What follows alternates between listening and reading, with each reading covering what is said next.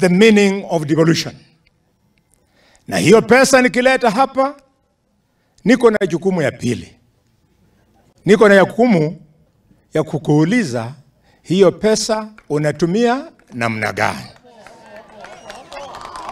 That is the constitution of Kenya. Ndio ningependa kukutia moyo, Bwana Gavana, na kuomba utoe focus kwa siasa ya 2027. 2027 itafika.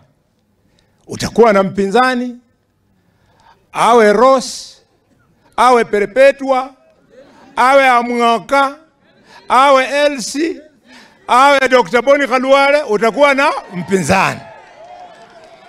I don't need any lecture from Khalwale kufanya.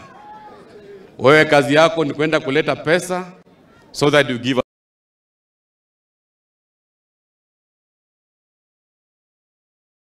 kukashifu oparanya for misuse of funds in Kakamega County. Because you have a collaboration, Paranya to support kwa governor in 2027.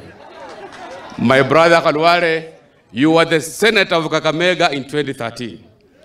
Ukashindwa kufanya kazi, uliona kazi ambayo ilifanyika pale. Tumekupatia wewe kuwa senator wa Kakamega in 2022. Baada ya mwaka moja umesahau kazi yako, unaanza kumezea mate kiti ya ugavana. I want to tell you Khalwale, today wembe ni ule ule. 2027 hawa watu ambao tunafanyia kazi watakurudisha nyumbani kule Madinya. Khalwale, wewe ulikuwa mbunge wa Ikolomani for 10 years.